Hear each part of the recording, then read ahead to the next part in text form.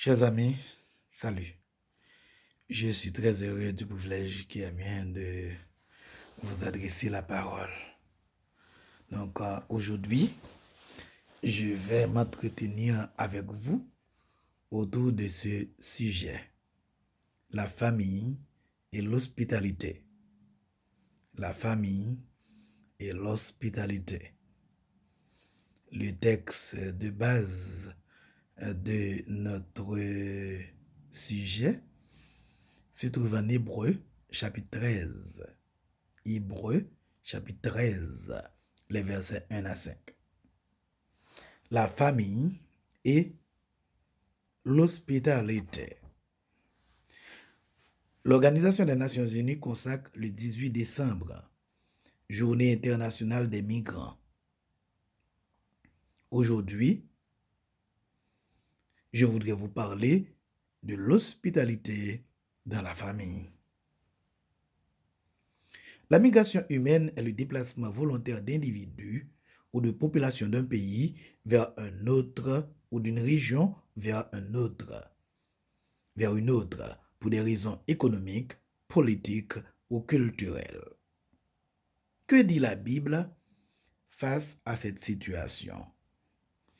Quelle est la responsabilité des familles face au mépris du pauvre et des migrants? Quelle doit être la place de l'hospitalité dans la famille?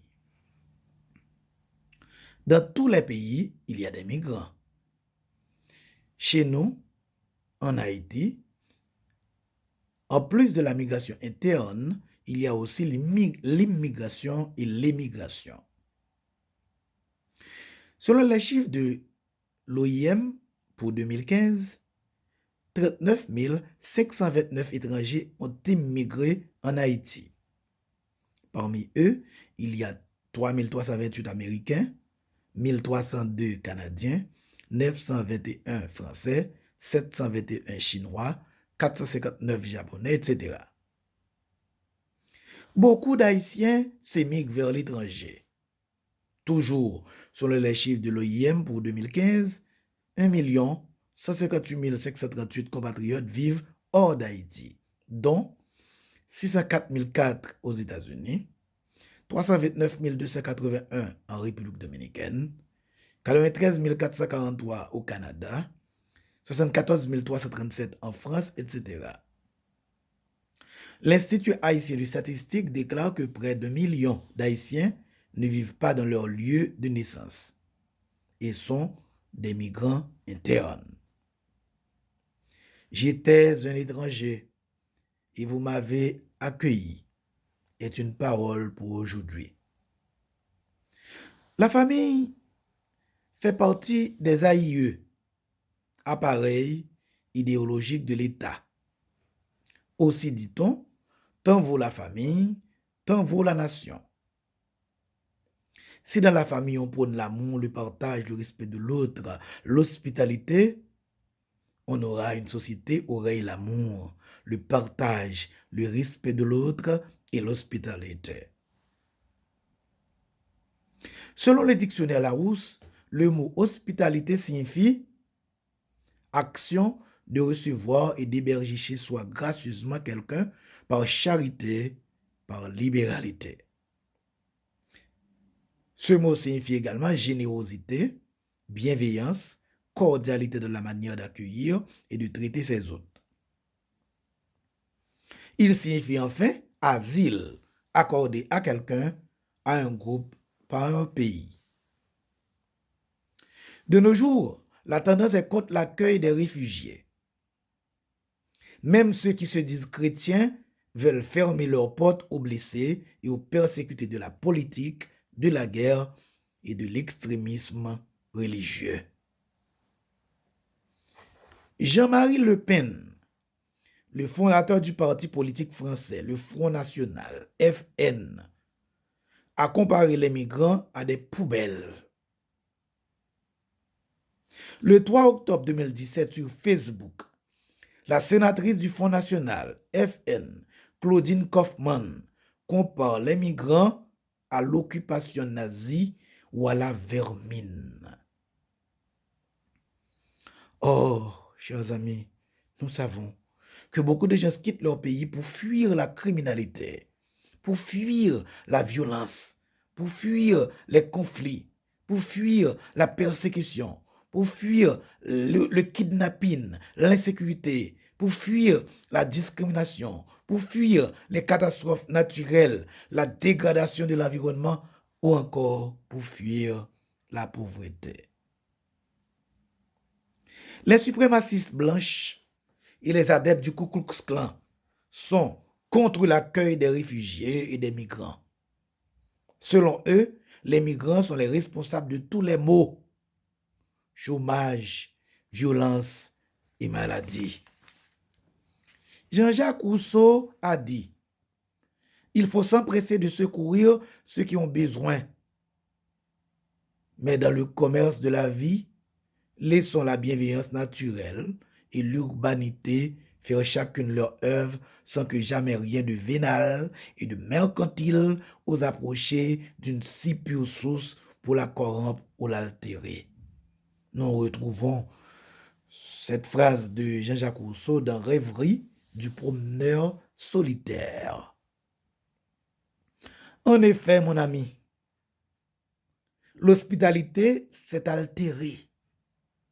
L'hospitalité s'est-elle vraiment perdue dans notre monde où, au-delà de celui de Rousseau, tout se mesure en calcul économique et financier de rentabilité, de productivité et d'efficacité, donc de concurrence pour le profit et de relégation des perdants, donc de conflits au sein des sociétés et entre elles.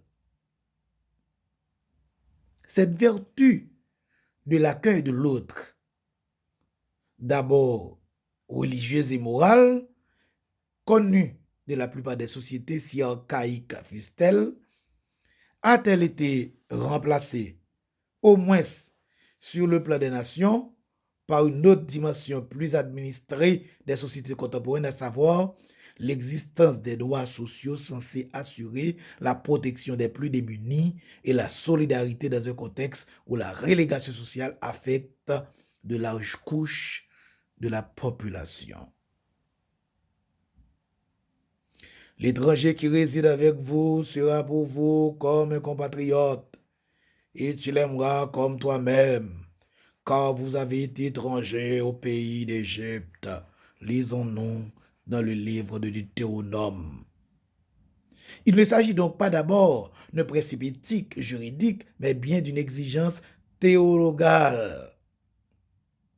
Aimer l'étranger, mon frère, mon ami, ma sœur, est mise en lien avec une expérience qu'on dirait aujourd'hui spirituelle.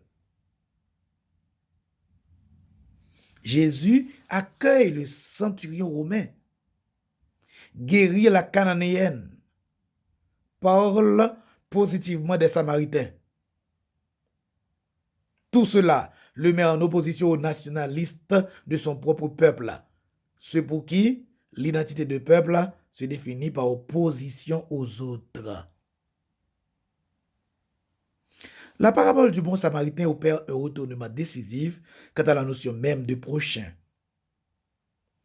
Alors que spontanément je me pense au centre pour me demander jusqu'où je veux bien étendre ma solidarité, la parabole du bon samaritain me dit que au centre, il n'y a pas moi, mais celui qui a besoin de moi. L'homme blessé n'est pas celui dont je dois décider si je vais le considérer ou non comme mon prochain. Il est celui dont je suis invité à me rendre proche. Je suis invité à devenir son prochain. Le prochain dans l'évangile n'est pas celui que l'on choisit, mais celui qui nous arrive et dont nous devenons proches, écrit Monseigneur Claude Wolt, évêque de la Boîte. Pour le chrétien, l'accueil et la solidarité envers l'étranger ne constituent pas seulement un devoir humain d'hospitalité, mais une exigence précise qui découle de la fidélité même à l'enseignement du Christ. Autrement dit, il ne s'agit pas seulement d'éthique, mais de foi. Chers amis à l'écoute, Dieu a destiné la terre et tout ce qu'elle contient à l'usage de tous les hommes et de tous les peuples, de sorte que les biens de la création doivent équitablement affluer entre les mains de tous, selon la règle de la justice inséparable de la charité. Saint Ambroise, qui a vécu entre les années 340 et 397 de l'ère chrétienne, disait déjà aux riches de son temps: lorsque vous faites l'aumône aux pauvres, vous ne vous dépouillez pas de vos biens, mais leur rendez ce qui leur appartient de droit, car vous vous êtes approprié pour votre seul usage de ce qui a été donné pour l'usage de tous. La terre n'appartient pas aux riches, mais à tout le monde. C'est pourquoi, loin de vous montrer généreux, vous ne faites que rembourser une partie de votre dette. Chers amis, le migrant me fait entendre de manière amplifiée la question que Dieu me pose. Qu'as-tu fait de ton frère? Le chanteur français Georges Brassens a composé une très belle chanson dans laquelle il encourage ceux qui aident les réfugiés, les immigrés, en un mot, l'étranger. Le titre du chant de Georges Brassens est « Chanson pour l'Auvergnat ». Dans cette chanson, Georges Brassens nous dit: elle est à toi cette chanson, toi l'Auvergnat qui sans façon m'a donné 4 bouts de bois quand dans ma vie il faisait froid. Toi qui m'as donné du feu quand les croquantes et les croquants, tous les gens bien intentionnés, m'avaient fermé la porte au nez. Ce n'était rien qu'un feu de bois, mais il m'avait chauffé le corps, et dans mon âme, il brûle encore à la manière de feu de joie. Elle est à toi, cette chanson, toi l'hôtesse qui sans façon m'a donné 4 bouts de pain quand dans ma vie il faisait faim. Toi qui m'ouvris ta huche quand les croquantes et les croquants, tous les gens bien intentionnés s'amusaient à me voir jeûner. Ce n'était rien qu'un peu de pain, mais il m'avait chauffé le corps, et dans mon âme, il brûle encore à la manière de grands festins. Chanson de Georges Brassens. Chers amis, les Grecs voyaient dans l'hospitalité un des traits manquants du peuple civilisé. L'amour, agapé, exprime essentiellement en grec ancien l'acte d'hospitalité par lequel on accueille l'étranger, l'autre, et par lequel on lui fait place. L'agapé est reconnaissance et accueil d'une différence. J'étais étranger et vous m'avez accueilli. Nous trouvons cette déclaration de Jésus en Matthieu 25 au verset 35. Elle est précédée de phrases qui placent l'étranger sur le même rang que celui d'avoir faim ou soif. Car j'avais faim et vous m'avez donné à manger. J'avais soif et vous m'avez donné à boire. J'étais étranger et vous m'avez accueilli. J'étais nu et vous m'avez habillé. J'étais malade et vous m'avez visité. J'étais en prison et vous êtes venus jusqu'à moi. Autrement dit, accueillir l'étranger est aussi urgent que de donner à manger et à boire. Mon ami, quelle est la place de l'hospitalité dans ta famille? L'histoire biblique d'Abraham et Sarah commence par une migration. Genèse 12, versets 1 à 5. Quitte ton pays, ta parenté et la maison de ton père pour le pays que je t'indiquerai. Abraham quitta Haran, il arrive en Canaan jusqu'à Sichem, aux chênes de Morée. Avant d'aller en Égypte, avant d'y revenir, Genèse 12, de son côté, Abraham accueille 3 messagers divins aux chênes de Mamré. Genèse 18. Nous connaissons l'hospitalité dont Jésus a bénéficié à plusieurs reprises, notamment chez Marthe et Marie. Luc 10. verset 38, et lors de son dernier repas. Qu'est-ce que la Bible nous révèle en effet de la condition des étrangers? Comment devons-nous accueillir les migrants ou réfugiés au-delà des contextes géopolitiques, des tensions internationales, des conflits religieux? Qu'est-ce que la Bible dit de celui qui est chassé de ses terres et vient trouver un refuge dans un pays qui n'est pas le sien? Dans les temps de confusion qui sont les nôtres, où l'on tend à confondre les religions entre elles, il est sans doute utile de rappeler la spécificité de la pensée biblique, qui est de souligner le caractère universel d'un Dieu qui embrasse, chérit et aime toute l'humanité, sans distinction de couleur, de race, d'origine, d'ethnie. La Bible relate l'Exode, l'expérience de la souffrance d'hommes et de femmes déportés au cours des siècles, subissant l'humiliation, l'esclavagisme. La Bible révèle un Dieu qui s'identifie à l'homme étranger à travers le peuple hébreu et celui qui en incarne le visage et la souffrance de Jésus-Christ.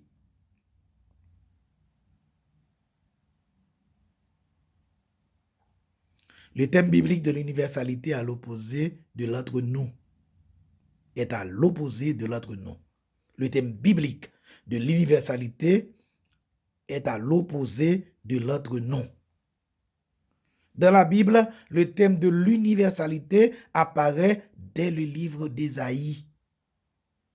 En Ésaïe 56, versets 6 et 7, il est dit: « Ma maison s'appellera maison de prière pour tous les peuples. » Jésus nous lègue une merveille au plan spirituel dans la parabole du bon samaritain.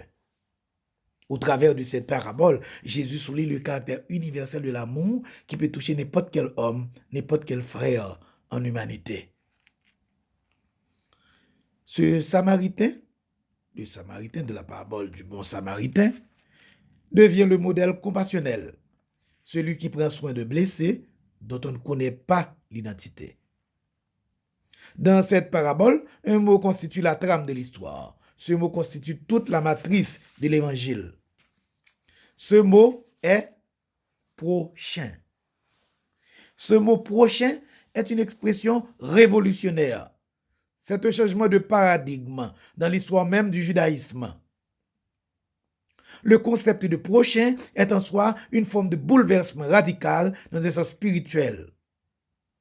Le prochain n'est pas la personne que l'on choisit d'aimer. Le prochain est la personne que l'on rencontre dans des circonstances que nous n'aurions pas déterminées, pas privilégiées. Le prochain est celui qui interpelle, dérange, secoue nos habitudes de vie, sollicite une attention en décalage avec nos habitudes.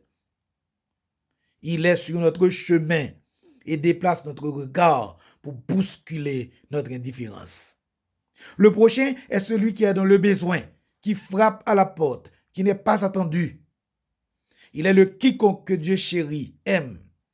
Il est mon frère ou ma sœur en humanité. Le livre de Job nous rappelle que tout être humain est l'ouvrage de ses mains. En Job 34, verset 19, nous lisons: « Dieu n'a pas pour les chefs d'égards particuliers, il ne fait pas passer le riche avant le pauvre, car il les a créés aussi bien l'un que l'autre. » Le prochain est la personne qui a reçu la même empreinte, le même ADN, le même souffle divin, le même esprit, une âme vivante qui caractérise tout le genre humain. Le peuple élu est ainsi appelé à s'élargir en peuple universel. L'universalité est d'emblée annoncée dans l'Ancien Testament. L'universalité est au cœur du message du Nouveau Testament, rappelé par ce magnifique verset dans l'Évangile de Jean: « Car Dieu a tant aimé le monde qu'il a donné son Fils unique, afin que quiconque croit en lui ne périsse point, mais qu'il ait la vie éternelle. » Ce que j'aime dans ce verset, c'est la dimension que révèle l'universalité du mot « quiconque ». Car Dieu ne fait ni exception de personne, ni de différence entre les hommes. Le Dieu révélé dans l'Ancien comme dans le Nouveau Testament témoigne d'un amour sans équivalent. Il ne fait aucune distinction. Son jugement juste est fondé sur l'équité, adossé à une abstraction absolue d'une différence qui résulterait d'une quelconque préférence. L'apôtre Pierre dans les Actes au chapitre 15 insiste de cette manière sur l'universalité du salut qui concerne tous les hommes. Nous lisons en Acte 15, les versets 8 et 9. Et Dieu qui connaît les cœurs leur a rendu témoignage en leur donnant le Saint-Esprit comme à nous. Il n'a fait aucune différence entre nous et eux, et a purifié leur cœur par la foi. Le chrétien, ou plutôt devrions-nous écrire le disciple du Christ, ne saurait s'identifier à aucun lieu, aucune terre, aucune nation, aucun enracinement de type biologique, ethnique, national, culturel. La dimension frappante de la lecture de l'Ancien Testament, comme dans celle du Nouveau, c'est la place particulière qui est donnée à l'étranger. Souvenons-nous, chers amis, que toute la Bible est une exhortation à prendre soin de la veuve et de l'orphelin, à prendre soin également du migrant, à prendre soin de l'étranger. Dans le livre du Deutéronome au chapitre 10, au verset 17 et 18, nous lisons ce qui suit. Car c'est le Seigneur, votre Dieu, qui est le Dieu des dieux et le Seigneur des seigneurs, le Dieu grand, puissant et redoutable, l'impartial et l'incorruptible, qui rend justice à l'orphelin et à la veuve, et qui aime l'émigré en lui donnant du pain et un manteau. La veuve, l'orphelin et l'étranger ont une place centrale dans ce devoir conféré à chaque chrétien réellement disciple du Christ. Ce devoir, c'est celui de prendre soin du plus fragile, de celui ou celle qui est privé de son clan, de toute attache familiale, qui se trouve en quelque sorte déraciné, isolé, privé de protection. Le sujet des migrants est ainsi explicitement mentionné dans le livre d'Exode au chapitre 22, les versets 21 à 24. Nous lisons, « Tu ne maltraitas point l'étranger et tu ne l'opprimeras point, car vous avez été étrangers dans le pays d'Égypte. Tu n'affligeras point la veuve ni l'orphelin.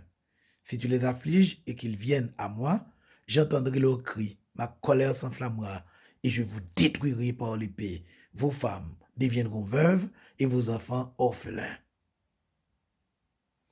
Il est également évoqué dans le livre de Deutéronome 10, verset 18. « Car l'Éternel, votre Dieu, est le Dieu des cieux, le Seigneur des seigneurs, le Dieu grand, fort et terrible, qui ne fait point exception de personne et qui ne reçoit point de présent, qui fait droit à l'orphelin et à la veuve, qui aime l'étranger et lui donne de la nourriture et des vêtements. Vous aimerez l'étranger, car vous avez été étrangers dans le pays d'Égypte. » De même, dans le livre de Lévitique, au chapitre 19, verset 34, où le peuple juif est exhorté à accueillir l'immigrant, nous lisons, « Si un immigrant vient séjourner avec vous dans votre pays, vous ne l'exploiterez pas. Vous traiterez l'immigrant en séjour parmi vous comme un autochtone du milieu de vous. Tu l'aimeras comme toi-même. » Lévitique 19, verset 34. Les Saintes Écritures mentionnent toute une série de lois qui visent à intégrer l'émigré étranger au sein de la société israélite. Dans le livre du Lévitique, chapitre 24, verset 22, nous lisons « Vous aurez la même loi pour l'étranger comme pour l'indigène, car je suis l'Éternel votre Dieu. » Avant le Lévitique, en Exode 12, verset 49, Dieu a dit « La même loi existera pour l'indigène comme pour l'étranger en séjour au milieu de vous. » Dans le livre de Deutéronome, chapitre 23, versets 7 et 8, au peuple d'Israël, Dieu disait « Tu ne considéreras pas l'Édomite comme abominable, car c'est ton frère. Tu ne considéreras pas l'Égyptien comme abominable, car tu as été un émigré dans son pays. Les fils qu'ils auront à la 3e génération entreront dans l'assemblée du Seigneur. Au livre des Nombres, au chapitre 15 et au verset 16, Dieu répète, il y aura une seule loi, une seule règle pour vous et pour l'immigré qui réside chez vous. En Jérémie 22, verset 3, le prophète Jérémie déclare, ainsi parle le Seigneur, défendez le droit et la justice, libérez le spolié du pouvoir de l'exploiteur, n'opprimez pas, ne maltraitez pas l'immigré, l'orphelin et la veuve, ne répandez pas le sang innocent en ce lieu. Chers amis, les Écritures révèlent enfin l'infinie compassion de Dieu, sa tendresse pour tous les hommes, au-delà de leur apparence, origine, nation. L'Ancien Testament témoigne d'étrangers dont la foi ou l'action manifeste qu'ils accomplissent la volonté de Dieu et met en scène des étrangers qui sont habités de son esprit. Il suffit d'évoquer les figures de Melchisédek en Genèse 14, de Rahab, la prostituée, en Josué 2, de Ruth dans le livre de Ruth, ou de Cyrus le Perse dans le livre des Chroniques d'Esdras. Christ, tout au long de son ministère, prend la figure du serviteur souffrant, habité par la condition de l'étranger. Il connaît l'exclusion et dès son enfance, l'exil. Le berceau qui accueillit Christ fut une étable, parce que ses parents en voyage n'avaient pu être reçus nulle part. Évangile selon saint Luc, chapitre 2 et le verset 7. Dès sa naissance, Jésus a connu l'exil par crainte d'Hérode. Matthieu, chapitre 2, verset 13 à 15. Venu parmi les siens ne l'ont point reçu. Jean 1er et le verset 11. Il a épousé dès le début la condition de ceux pour lesquels la venue du royaume serait une bonne nouvelle. Dieu est venu d'abord pour eux. Christ s'est identifié aux migrants, à l'étranger, aux réfugiés. Jésus a ressenti, comme eux, l'exclusion et le mépris. Aujourd'hui, mon frère, ma soeur, mon ami, Jésus nous interpelle. Il nous interpelle en Matthieu 25, verset 35. J'étais étranger et vous m'avez accueilli. Si seulement nous pouvions appliquer cette parole et vivre ce principe de subsidiarité. Ne nous réfugions pas sans cesse dans les pouvoirs d'un État à bout de souffle. Faisons notre part à notre échelle. Ce que Dieu nous demande, c'est d'accueillir l'exclu, le déchu. Offrons à la famille, comme le déclare le prophète Ésaïe au chapitre 58, verset 7. Offrons ce qui manque à l'indigent. Renvoyons libre ce que l'on écrase.